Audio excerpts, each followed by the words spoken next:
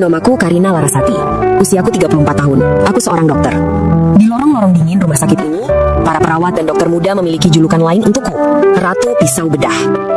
Julukan itu mungkin terdengar megah, seolah aku adalah penguasa yang duduk di singgasana. Namun kenyataannya tak seindah itu. Julukan itu lahir bukan hanya karena keahlianku membedah jaringan otak manusia dengan presisi mikron, tetapi juga karena dinginnya sikapku yang konon mampu membekukan darah siapa saja yang berani menatap mataku lebih dari 3 detik. Awalnya seorang cleaning service itu dipandang remeh oleh salah satu dokter spesialis saraf. Tetapi dari gerakan atau tindakannya dari hari ke hari, tampak bahwa dia adalah seorang akademik. Dan pada suatu ketika ia buktikan bahwa ternyata dia adalah seorang calon dokter yang hanya karena kemiskinannya hingga dia tidak mampu melanjutkan kuliahnya. Alkisah saudara, akhirnya OB tersebut atau cleaning service tersebut terbukti bahwa dia seorang akademik. Karena itu saudara, mari kita tonton dengan kisah menarik ini.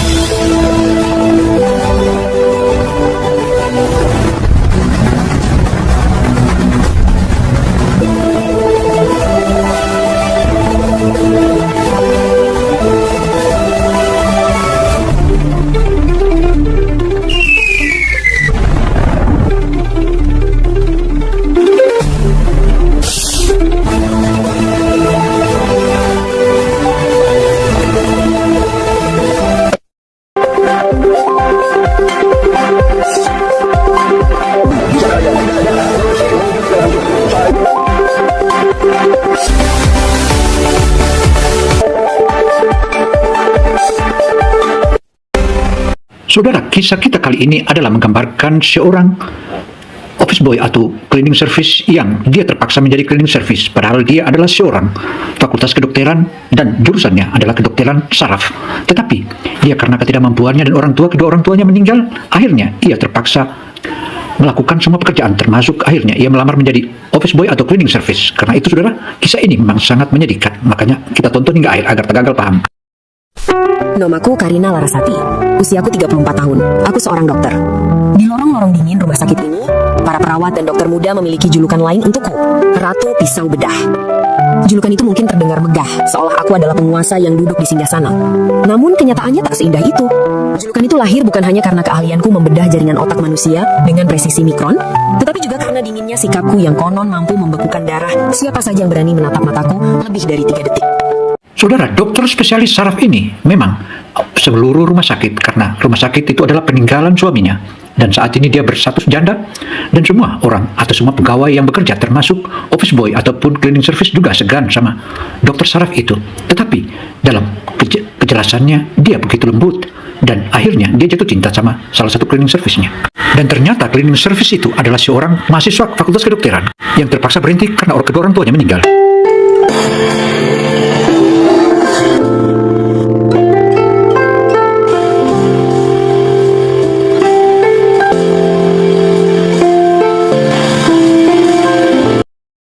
Pagi ini, seperti ratusan pagi sebelumnya, aku melangkah menyusuri koridor lantai 13, lantai VVIP yang didesain lebih mirip hotel bintang 5 daripada rumah sakit.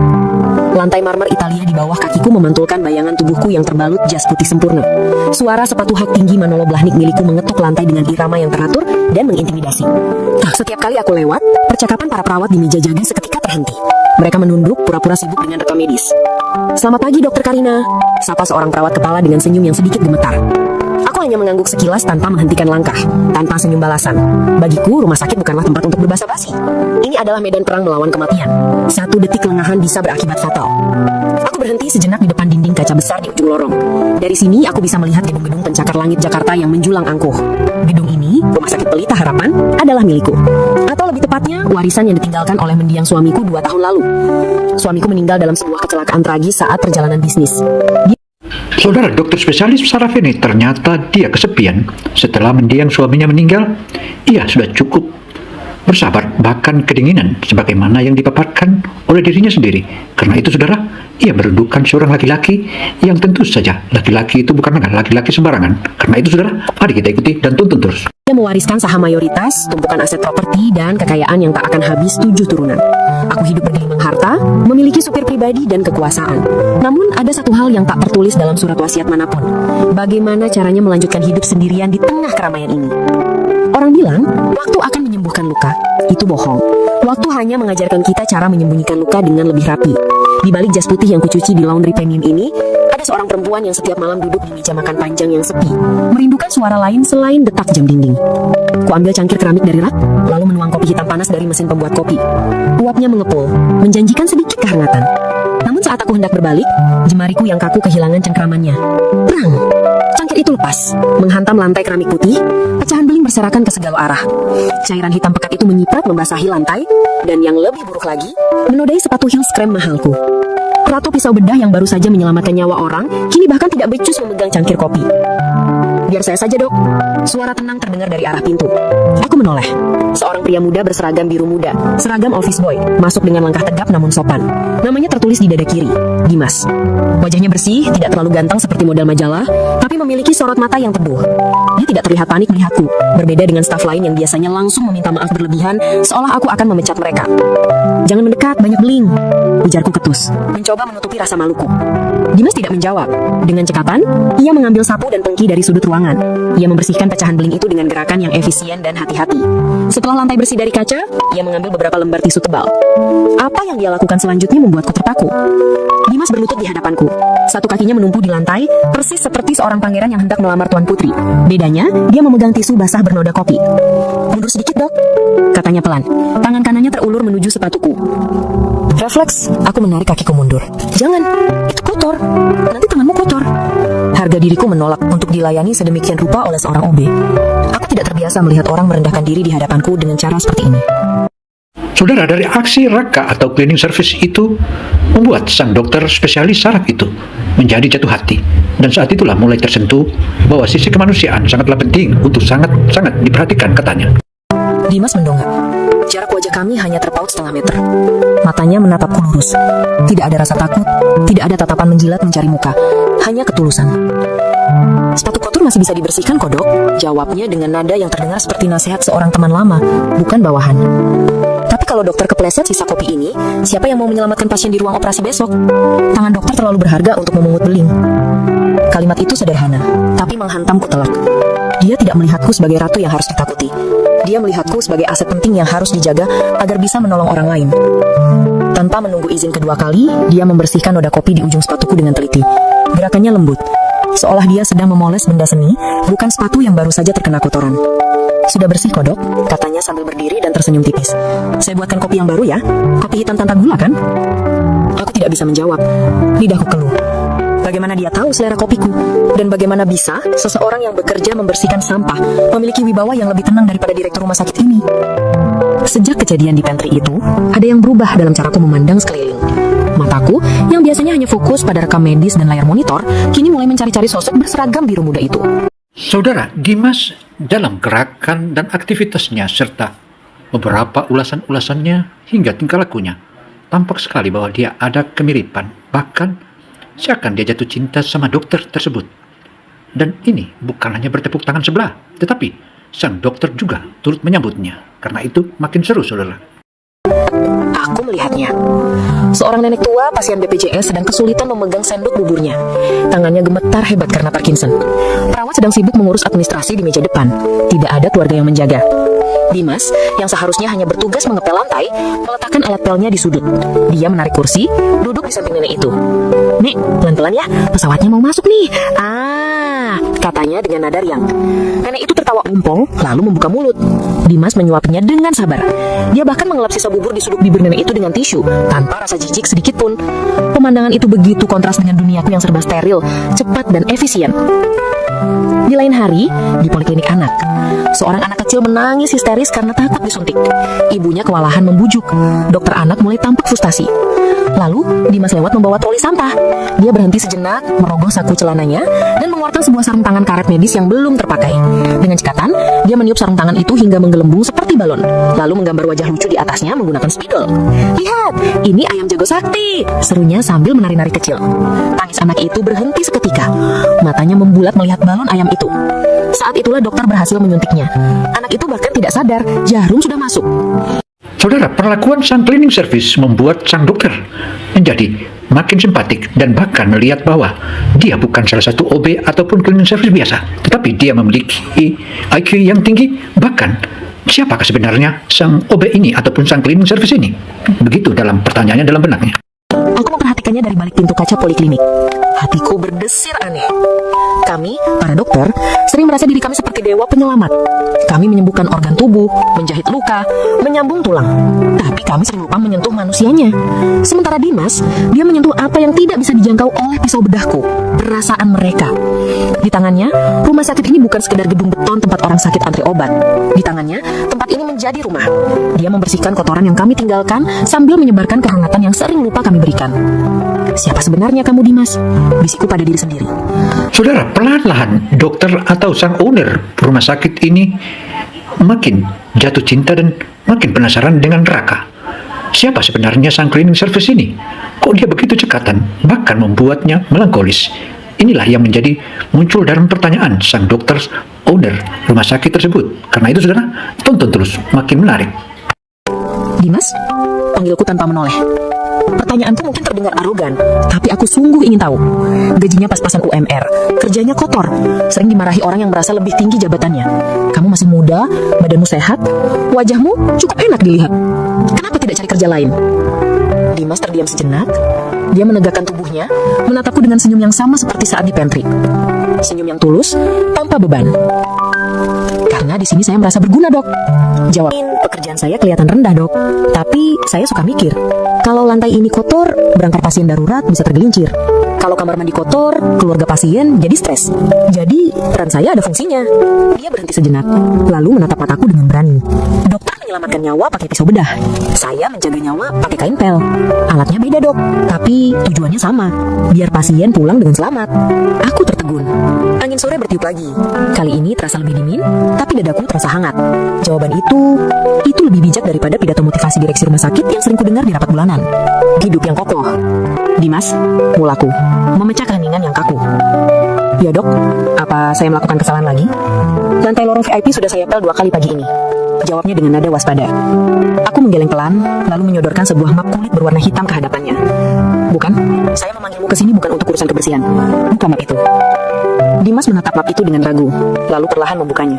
Di dalamnya terdapat secari kertas kontrak kerja yang baru saja dicetak oleh bagian HRD atas perintahku. Matanya memindai isi kertas itu. Keningnya berkerut saat membaca nominal gaji yang tertera. Saya ingin mengangkat kamu menjadi asisten pribadi saya, Dimas. Ucapku, to the point. Atau kalau kamu tidak nyaman dengan gelar itu, kita bisa sebut staf administrasi khusus. Tugasmu bukan lagi mengepel lantai atau membuang sampah medis. Tugasmu adalah mengatur jadwal saya, memastikan saya makan tepat waktu, dan menjadi penghubung antara saya dengan manajemen.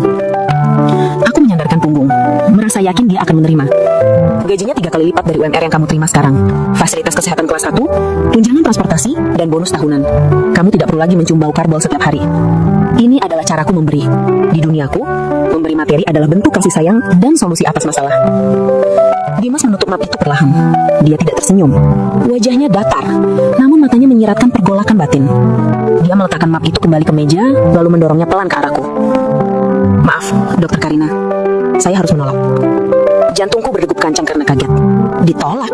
Seorang OB menolak gaji 3 kali lipat. Kenapa? Tanyaku. Nada suaraku sedikit meninggi karena ego yang terusik. Apa angkanya kurang? Saya bisa tambahkan? Bukan soal uang, Dok. Angka itu sangat besar buat saya. Bisa buat hidup mewah. Lalu kenapa? Kamu mau bilang kamu menikmati pekerjaan kotor itu? Dimas menghela nafas panjang. Dia menatap lurus ke mataku, tatapan yang selalu berhasil membuatku merasa telanjang tanpa gelar dokterku. Dokter pernah dengar istilah noise atau kebisingan di kepala? Tanyanya.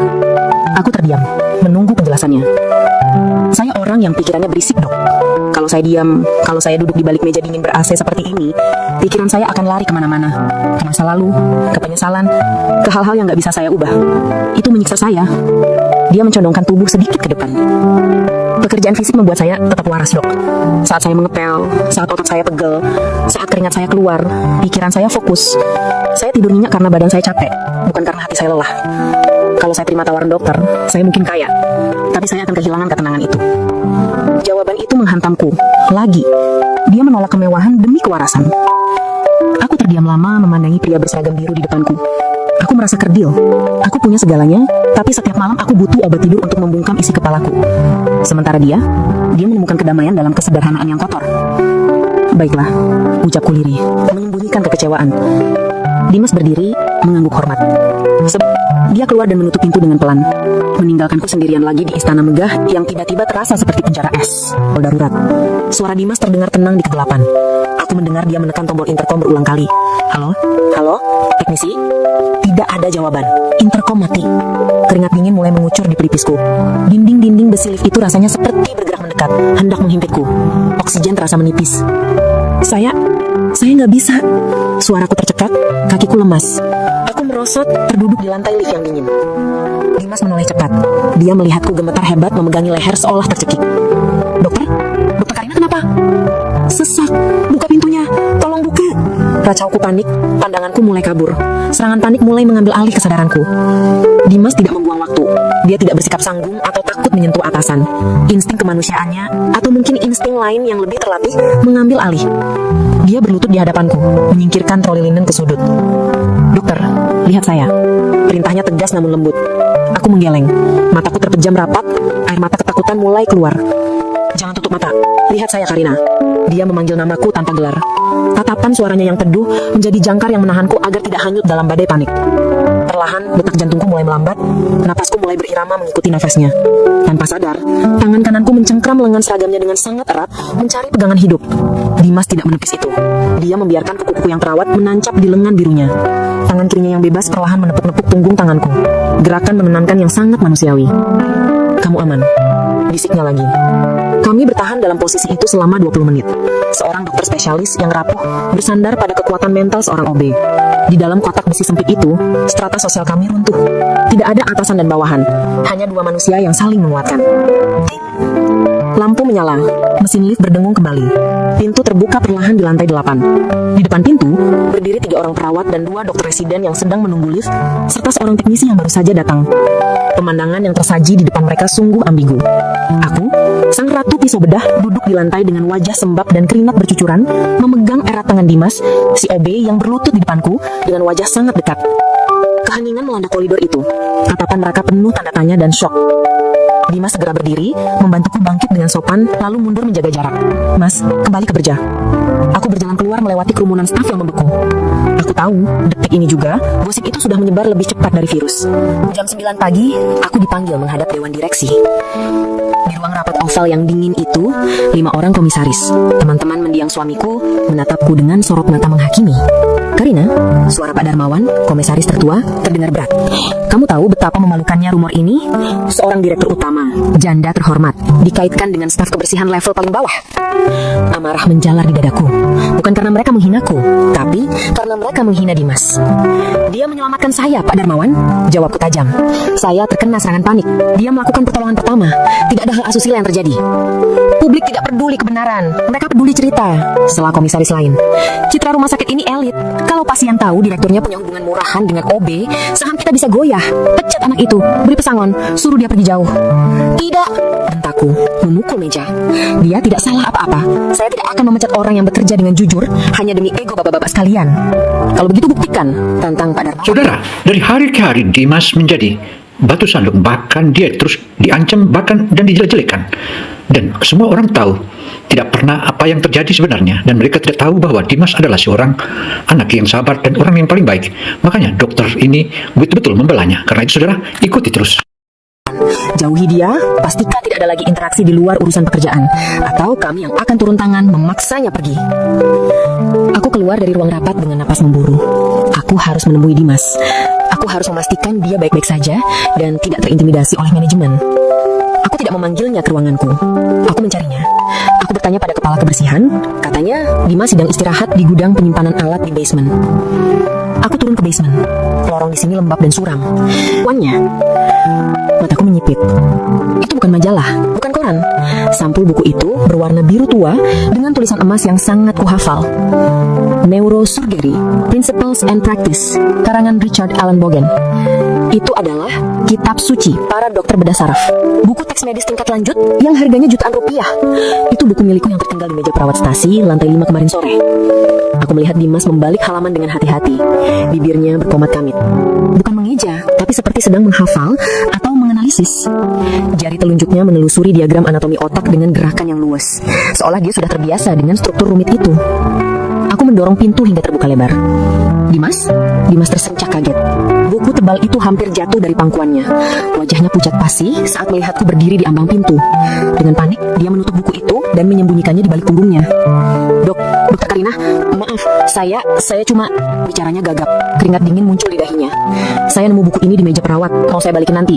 Saya cuma lihat gambarnya aja kok, Dok. Sumpah. Aku melangkah masuk, menutup pintu di belakangku.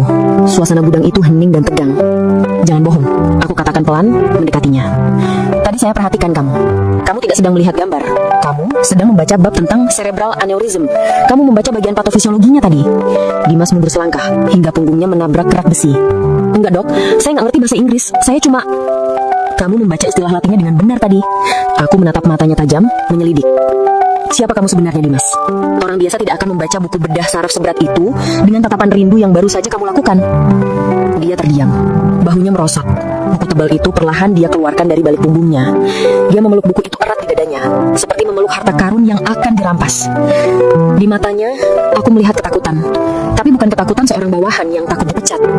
Itu adalah ketakutan seseorang yang rahasia terbesarnya, luka masa lalunya, baru saja ditelanjangi. Saudara Dimas atau Raka yang saat ini kembali melihat buku-buku kedokteran itu, ia kembali merindukan bagaimana ia bisa kembali lagi ke kampus kedokteran yang pernah ia lewati. Tetapi sayang disayang, dia adalah orang yang tidak berpunya dan tidak mungkin dia bisa mau masuk ke sana lagi karena dia tidak punya uang sama sekali untuk menjadi seorang dokter sebagaimana dokter saraf yang dipaparkan oleh dokter tersebut. Dan akhirnya terbongkar pula bahwa dia rahasianya. Jawab saya, Dimas. Dimas menunduk, menatap sepatu bututnya. Suaranya lirih, bergetar menahan emosi yang sudah lama dipendam. Buku ini dulu adalah impian saya, Dok. Sebelum hidup merenggut semuanya, langit mulai meremang. Azan maghrib sayup-sayup terdengar dari kejauhan, menciptakan atmosfer yang melankolis. Dimas masih memeluk buku tebal itu di dadanya. Dia menatap kosong ke arah kolam ikan yang airnya keruh. Seragam birunya tampak lusuh, kontras dengan kemeja sutra dan jas putih yang kukenakan. 5 tahun lalu, Dimas memulai ceritanya dengan suara serak. Saya bukan OB, Dok. Saya mahasiswa kedokteran tingkat akhir. Saya sedang menjalani masa koas di sebuah RSUD di Jawa Tengah. Cita-cita saya spesifik, menjadi spesialis bedah saraf, sama seperti dokter. Aku terkesiap, dugaanku benar. Tapi mendengarnya langsung tetap membuat dadaku sesak. Di sampingku duduk seorang rekan sejawat yang nasibnya dipatahkan oleh keadaan. Ayah saya meninggal saat saya SMA. Ibu saya penjual kue pasar. Beliau banting tulang supaya saya bisa masuk kedokteran lewat jalur beasiswa bidik misi. Nilai saya selalu sempurna, Dok. Saya pikir modal otak saja cukup untuk melawan dunia. Dia tersenyum getir, menertawakan kenaifan masa mudanya. Ternyata saya salah. Saat saya semester akhir, ibu sakit keras, gagal ginjal kronis. Beliau butuh cuci darah 2 kali seminggu. BPJS menanggung pengobatan, tapi biaya transportasi, obat-obatan pendamping, nutrisi khusus, semua butuh uang tunai. Dimas menarik napas panjang, seolah pasokan oksigen di taman itu menipis. Saya mulai bolos jaga koas buat kerja serabutan. Jadi kuli panggul, jadi guru les privat, apa saja. Akibatnya, absensi saya merah. Dosen pembimbing menegur saya habis-habisan. Beasiswa saya dievaluasi dan akhirnya dicabut. Saudara, perjuangan Dimas dalam menjalani hidup ketika dia sudah menjadi yatim piatu, selain kuliahnya dan harapannya menjadi seorang dokter sudah pupus karena dia sudah dipecat, dia akhirnya terpaksa berupaya menjadi atau mencari pekerjaan yang pada akhirnya pekerjaan satu-satunya yaitu menjadi OB di salah satu rumah sakit. Hal inilah yang menjadi semakin menyedihkan.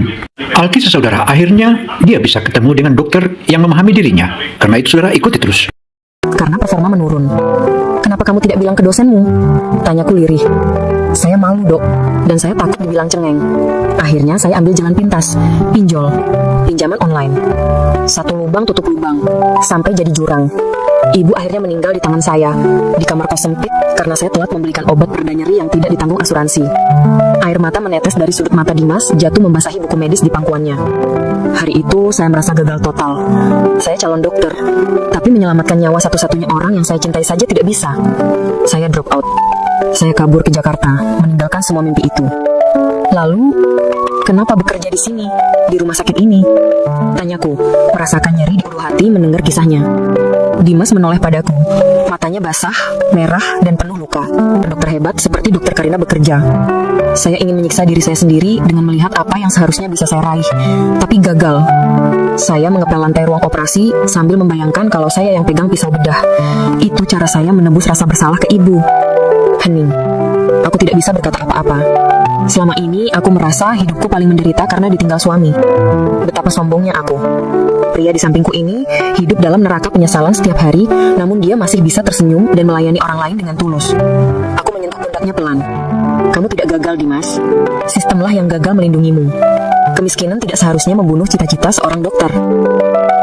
2 hari kemudian, neraka pecah di rumah sakit. Sebuah bus pariwisata mengalami remblong dan menabrak truk tangki di jalan tol dekat rumah sakit. Sirine ambulans meraung-raung tiada henti. Kode red diumumkan melalui pengeras suara. Instalasi gawat darurat, IGD, berubah menjadi medan perang. Pasien bergelimpangan, darah di mana-mana. Teriakan kesakitan bercampur dengan instruksi medis yang diteriakkan para dokter. Aku turun tangan langsung. Jas putihku sudah terkena cipratan darah. Kami kekurangan tenaga. Semua dokter, residen, bahkan dokter umum bantuan dikerahkan. Di tengah kekacauan itu, aku melihat Dimas. Dia sedang sibuk mengepel muntahan darah di lantai agar dokter tidak tergelincir. Wajahnya tegang, matanya waspada memindai sekeliling. Bukan sebagai OB, tapi dengan insting medisnya. Tiba-tiba, di bed 4, sebuah berankar di lorong karena kamar penuh. Seorang pasien korban kecelakaan mulai kejang hebat. Tubuhnya melengkung kaku, matanya mendelik ke atas. Mulutnya berbusa bercampur darah. Dokter, pasien bed 4 kejang, teriak seorang perawat magang yang panik. Tidak ada dokter yang merespon. Semua sedang menjahit luka atau melakukan RJP, resusitasi jantung paru di bed lain. Dokter jaga IGD sedang mengintubasi pasien di ruang resusitasi. Perawat magang itu membeku. Dia tidak tahu harus berbuat apa. Pasien itu mulai membiru. Jalan nafasnya tersumbat lidahnya sendiri atau darah. Aku sedang menahan pendarahan arteri pasien lain. Aku tidak bisa meninggalkan posisiku. Tolong bed 4, siapa saja? Teriakku frustasi. Saat itulah aku melihatnya. Dimas melepaskan kain pelnya. Gagang pel itu jatuh berdentang keras di lantai keramik. Seketika itu juga, postur tubuhnya berubah. Punggung yang biasa membungkuk hormat itu kini tegak, penuh otoritas. Dia bukan lagi Dimas si OB. Dia adalah Dimas si mahasiswa kedokteran terbaik di angkatannya. Dia berlari melompati brankar kosong, mendarat di samping pasien kejang itu. Miringkan badannya ke kiri, lateral decubitus. Sekarang, bentaknya pada perawat magang itu. Suaranya menggelegar, penuh wibawa komando. Perawat itu kaget, tapi tubuhnya bergerak otomatis mengikuti perintah yang tegas. Dimas dengan cekatan melakukan manuver jaw thrust untuk membuka jalan nafas, tanpa menciderai leher pasien yang mungkin trauma servikal. Ambil suction, bersihkan cairan di mulut, jangan masukkan sendok. Perawat menyedot darah dari mulut pasien. Napas pasien mulai terdengar menggorok hasar. Tanda udara mulai masuk, tapi kejangnya belum berhenti. Dimas mengecek pupil mata pasien dengan cepat, lalu meraba nadi karotis. Ini status epileptikus. Dia butuh antikonvulsan segera. Ambil diazepam 10 mg rektal atau IV kalau ada akses. Cepat. Perawat itu ragu sejenak. Tapi, wewenang dokter. Nyawanya nggak bisa nunggu wewenang. Ambil. Teriak Dimas matanya nyalang. Perawat itu lari, mengambil obat, dan menyuntikannya melalui selang infus yang sudah terpasang. 1 menit yang menyiksa berlalu. Tubuh pasien perlahan rileks. Kejang berhenti, napasnya mulai teratur. Warna kulitnya kembali merah punak. Dimas menghela napas panjang. Dia menyeka keringat di dahinya dengan lengan seragam birunya. Tiba-tiba, kepala IGD datang tergopoh-gopoh. Ada apa di sini? Siapa yang menangani? Kepala IGD melihat pasien sudah stabil, lalu melihat Dimas yang berdiri di samping brankar dengan tangan berlumuran darah pasien. Kamu? Kepala IGD menatap seragam biru Dimas dengan bingung. Kamu OB kan? Apa yang kamu lakukan pada pasien ini? Kesadaran Dimas seolah baru kembali. Wibawa dokternya lenyap seketika, digantikan oleh ketakutan seorang rakyat jelata yang melanggar hukum. Dia mundur, wajahnya pucat pasi. Maaf dok, saya cuma... Tadi darurat, saya... Dia tidak menyelesaikan kalimatnya. Dimas mengambil kain pelnya yang tergeletak menunduk dalam menyembunyikan wajahnya. Lalu berlari keluar dari IGD menabrak kerumunan orang. Aku melihat punggungnya menjauh. Punggung seorang pahlawan yang ketakutan. Saudara, Dimas meskipun dia belum selesai jadi dokter atau dia adalah mahasiswa yang di drop out karena hal itu, tetapi dia punya naluri kedokteran. Begitu dia melihat pasien yang sekarat, mau tidak mau dia harus turun tangani. Meskipun itu dia tahu bahwa itu bukan wewenang dan bukan haknya. Karena itu ketika dapat teguran dari kepala IGD, dia memilih kabur dan kabur. Tetapi itulah menjadi penyesalan kemudian. Pagi ini ada sebuah amplop putih di mejaku. Bukan surat cinta, melainkan surat pengunduran diri yang ditulis tangan dengan rapi di atas kertas folio bergaris. Dimas mengundurkan diri. Dia tidak bahkan berani datang untuk berpamitan. Dia menitipkannya pada satpam. Panggil Dimas ke sini, sekarang. Paksa kalau perlu. Perintahku pada asisten baruku melalui interkom. 10 menit kemudian, Dimas berdiri di depan mejaku. Dia tidak memakai seragam biru lagi, melainkan kemeja flanel kusam dan celana jeans. Dia membawa tas ransel, siap pergi selamanya. Saya sudah siap kalau harus dipolisikan, dok, katanya sebelum aku sempat bicara. Matanya menatap lantai. Saya tahu tindakan saya kemarin ilegal, mau praktek. Saya pasrah. Aku berdiri, mengambil surat pengunduran dirinya. Klik. Kamu tidak akan keluar dari rumah sakit ini, Dimas. Dan kamu juga tidak akan dipolisikan. Aku berjalan memutari meja mendekatinya. Pasien yang kamu tolong kemarin, namanya Pak Budi. Dia selamat tanpa kerusakan otak permanen berkat penanganan cepatmu. Keluarganya datang tadi pagi, menangis berterima kasih. Mereka ingin bertemu dokter yang menyelamatkannya. Saya bukan dokter, potong Dimas lirih. Belum, koreksiku tegas. Kamu belum jadi dokter. Aku mengambil sebuah amplop coklat tebal dari laci meja dan meletakkannya di tangannya. Buka. Dimas membukanya dengan tangan gemetar. Di dalamnya bukan uang pesangon. Itu adalah formulir pendaftaran ulang di Fakultas Kedokteran Universitas Indonesia, surat jaminan pembiayaan penuh dari Yayasan Karina Larasati, dan bukti pelunasan seluruh utang-utang lamanya. Mata Dimas membelalak. Mulutnya terbuka, tapi tak ada suara yang keluar. Dia menatapku, lalu menatap kertas itu, lalu menatapku lagi dengan pandangan tidak percaya. Saudara, tindakan Raka sebagaimana menolong pasien yang akhirnya pasien itu ternyata sembuh dan dia tidak dipolisikan dan tidak lagi dipermasalahkan. Bahkan Raka mendapatkan hadiah dan dia direkomendasikan untuk melanjutkan kuliahnya dan menyelesaikan kuliahnya sebagai dokter saraf yang spesialis, dan itulah kebanggaan Raka dan akhirnya juga tiba. Itulah kesuksesannya karena doa-doa yang telah dia panjatkan setiap saat. Dok, ini biayanya ratusan juta. Saya tidak bisa. Dengar saya, Dimas. Ucapku lembut namun tegas. Dunia medis kehilangan dokter berbakat sepertimu hanya karena masalah uang. Itu adalah dosa terbesar sistem kesehatan kita. Saya tidak sedang bersedekah padamu. Saya sedang berinvestasi. Aku menangkap kedua tangannya yang memegang amplop itu. Tangan yang kasar karena pekerjaan berat namun memiliki kelembutan seorang penyembuh. Anggap ini utang, bunganya 0%. Kamu bayar saya nanti, bukan dengan uang, tapi dengan tenagamu. Maksud dokter? Air mata mulai mengalir di pipi Dimas. Selesaikan kuliahmu, ambil sumpah doktermu, lanjutkan spesialisasi bedah saraf, lalu kembali ke sini. Jadilah partner saya di ruang operasi. Saya butuh tangan kanan yang bisa saya percaya nyawa pasien kepadanya. Pertahanan Dimas runtuh. Pria yang tegar menghadapi kemiskinan, yang kuat mengepel darah dan muntah itu, kini jatuh berlutut di depanku. Dia menangis terseduh-seduh, menumpahkan beban 5 tahun yang menghimpit dadanya. Terima kasih, dok. Terima kasih, ucapnya di sela tangis. Saudara, rasa syukur Dimas atas pertolongan Yayasan Kirana itulah yang membuatkan dia akhirnya berhasil menjadi seorang dokter. Dan akhirnya pelan-pelan Dimas dan dokter Kirana, mereka akhirnya jatuh cinta. Bahkan informasi selanjutnya terjadilah peminangan antara keduanya dan menikahlah keduanya. Ikut berlutut, mensejajarkan diriku dengannya. Untuk pertama kalinya, Ratu Pisau Bedah memeluk seorang laki-laki di ruang kerjanya. Bukan pelukan romantis, tapi pelukan kemanusiaan. Berhenti menangis, calon dokter Dimas. Air matamu terlalu mahal. Simpan untuk pasienmu nanti. Suara langkah kaki bergema di koridor marmer lantai 13. Tak, tak, tak. Langkahku masih sama, tegas dan berirama. Namun kali ini tidak sendirian. Di sebelahku berjalan seorang pria tegap. Rambutnya dipotong rapi, wajahnya bersih dan bercahaya. Dia mengenakan kemeja rapi, dasi, dan jas putih dokter yang pas di badannya. Di saku jasnya terselip stetoskop dan pena parak. Di nama tag dadanya tertulis Dr. Dimas Anggara, dokter residen bedah saraf. Para perawat di meja jaga menyapa kami. Pagi dokter Karina, pagi dokter Dimas. Pagi sus, jawab Dimas ramah dengan senyum hangat yang sama seperti saat dia menjadi OB dulu. Bedanya, sekarang senyum itu dibarengi dengan rasa percaya diri yang pulih. Kami berhenti di depan pintu ruang operasi. Lampu indikator menyala merah. Operasi sedang berlangsung. Dimas menoleh kepadaku. Siap untuk kraniotomi hari ini, dok? Tanyanya. Saya selalu siap. Pertanyaannya, apakah asisten baru saya siap? Jangan sampai tangannya gemetar, godaku. Dimas tertawa kecil. Dia mengangkat tangannya, tangan yang dulu memegang kain pel, kini memegang masa depan pasien. Tangan ini sudah bersih, dok, berkat seseorang yang percaya kalau kotoran bisa dibersihkan. Kami tidak bergandengan tangan. Kode etik rumah sakit melarang itu.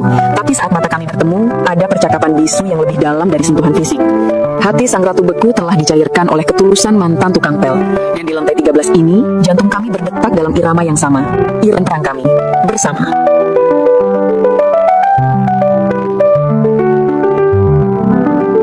Demikianlah paparan opini Gino Television Indonesia. Semoga informasi yang kami sajikan ini bisa menginspirasi dan memberikan edukasi bagi kita semua.